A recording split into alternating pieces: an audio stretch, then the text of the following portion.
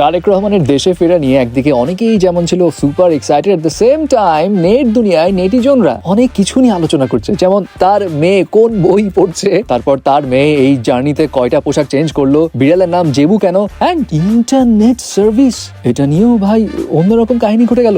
বিএনপির ভারপ্রাপ্ত চেয়ারম্যান তারেক রহমানের দীর্ঘ 17 বছর পর দেশে ফেরার দিনে সোশ্যাল মিডিয়াতে আলোচনার একটি অন্যতম কেন্দ্রবিন্দু হয়ে উঠেছে তার মেয়ে জাইমা রহমানের একটি সেলফি, যেখানে জাইমার হাতে বাঁ পাশে রাখা একটি বই ঘিরে নেটিজনদের মধ্যে কৌতূহল। আরে এটা কোন বই বাবা? বইটির নাম the penguin book of Bengali short stories, যেটা সম্পাদনা করেছে ভারতীয় একজন অনুবাদক। এখন এই বইটা কিসের উপর বেস করে করা? এটা বেসিক্যালি ব্রিটিশ শাসন আমল থেকে শুরু করে বাংলাদেশের মুক্তিযুদ্ধ পর্যন্ত সামাজিক, রাজনৈতিক ও মানবিক বাস্তবতার উপর বেস করে করা হয়েছে, যেখানে ভূমি আন্দোলন, দুর্ভিক্ষ, দেশভাগ, বর্ণপ্রথা, ধর্মীয় সংঘাত, স্বাধীনতা, যুদ্ধ, নানা রকম বিষয় অ্যাড করা আছে। এখন এই বইটা কি কিনতে চায় কেউ? আমার মনে হয় না, জাস্ট এমনি আগ্রহ। বাট তারপরে প্রাইস বলে দিই, প্রায় 2600 টাকা দাম এই বইয়ের। অপরদিকে বিড়াল জেবু, যে অলরেডি সেলিব্রিটি হয়ে গেছে, যার অলরেডি ফেসবুক পেজও আছে জেবু দ্য ক্যাট নামে। এবং অনেকের প্রশ্ন যে ভাই জেবুর নাম জেবু কেন? ওয়েল, এটাও জেবু দ্য ক্যাট পেজ থেকে জানানো হয় মুঘল রাজকুমারী জেবুন্নেসার নাম থেকে অনুপ্রাণিত হয়ে নাম রাখা হয়েছে জেবু। এখন মুঘল রাজকুমারী জেবুন্নেসা কিন্তু ওই যুগের অন্যতম শিক্ষিত মহিলা ছিল,